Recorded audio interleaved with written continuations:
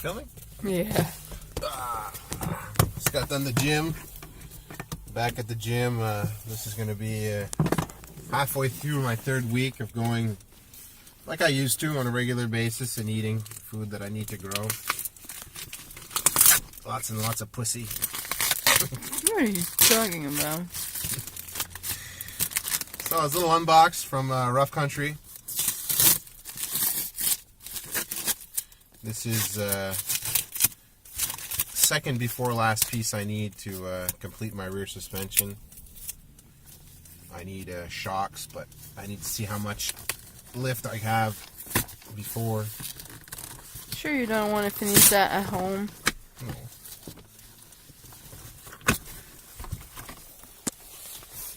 Some fucking mighty big staples, eh? Yep. Rough Country, rough staples.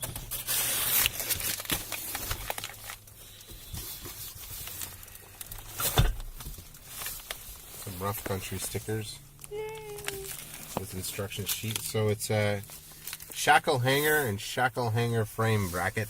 Shackle relocation brackets.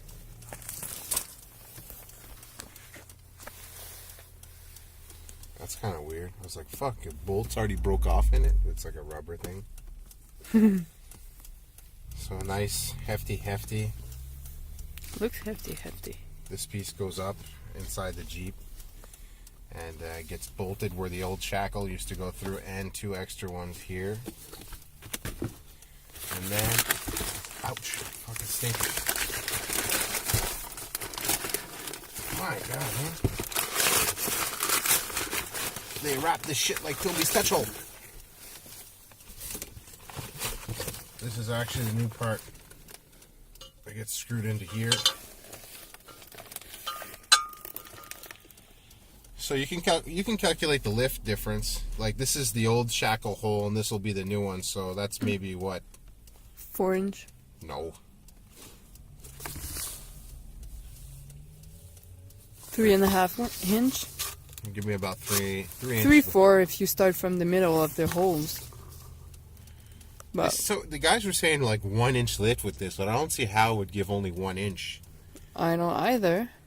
But I'm thinking more like a 2 inch lift with this, and then I got the bastard pack with the S10 leafs, which would probably give me about 3. So I'm looking at a 5 inch lift on the rear. So if I get shocks that are made for 4 to 6 inch lift, I should be okay. And then you got all the mounting hardware.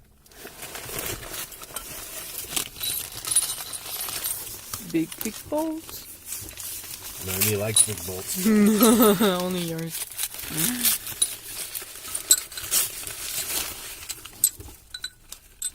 And then like a bit strip. This goes up in the chassis so you can screw it in without, holding the bolt.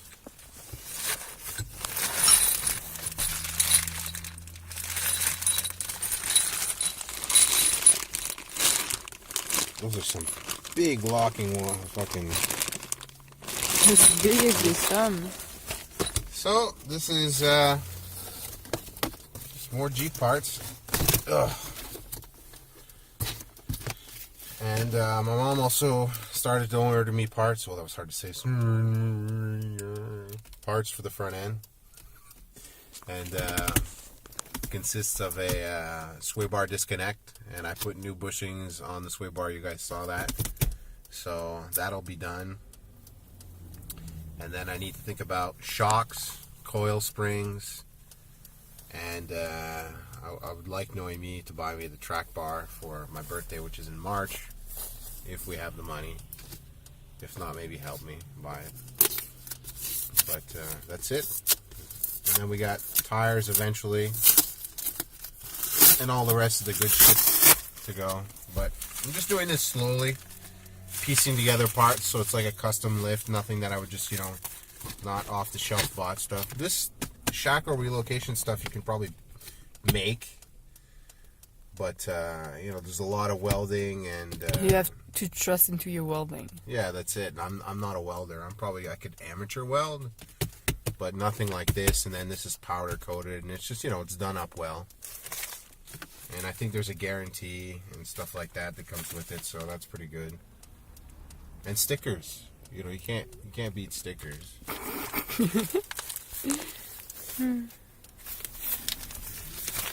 All right, peeps. Oh, it says this Shako relocation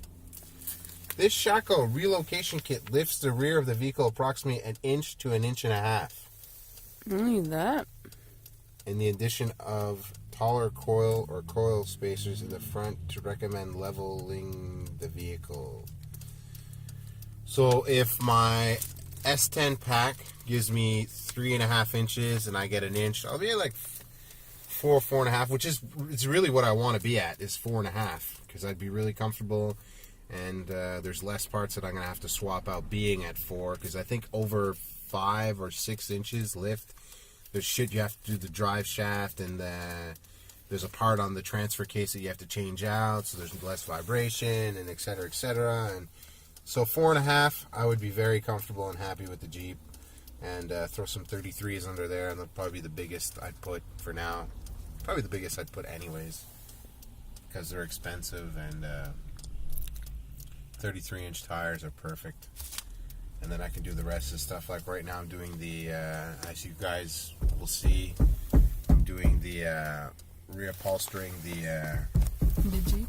the roof, what the fuck, headliner. And then I'm going to work my way down. I'm going to take the seats out and clean them up and paint them again, because they're starting to rust. And then I'll be able to see what type of holes I have in the floor, get that done. And then just go from there. I'm just going to make it, you know, not a complete restoration, but get it up to par. And then this summer I'll have some rod ends and front brakes to do, because I already did the rear. And then I'm done. Then we can fucking go beat the shit out of it in the woods.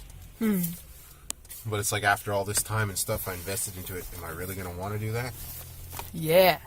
Yeah, I'll take a trail. Because you work all that way to go and trail. And then later on the road, like this next winter coming, I'll do easy, cool stuff like, you know, lights and CBs and probably a bumper in the front and stuff like that. And I'll be working within a month for sure, so that'll help out a lot. And then I can start putting money aside for our house that we want to get. And that's it. Life goes on. Keep moving forward, peeps. I love you guys. Rough country. About the only thing I'm going to buy rough country. Actually, no, my quick disconnect for the sway bars in front is rough country also. But that's it. That's a 10-minute unbox with PM Gaming and Super Sidekick in the van, and the baby's in back, and we're waiting for children to get off the school bus, and then we're going home. Oh my god. Going home, and I'm going to have myself a steak, horse steak, and probably some zucchini fried up. The other day I made that. It was fucking delicious. Oh yeah. And probably make some extra zucchini for Noemi, because she loves zucchini. Thank you. And that's it, peeps. Bye.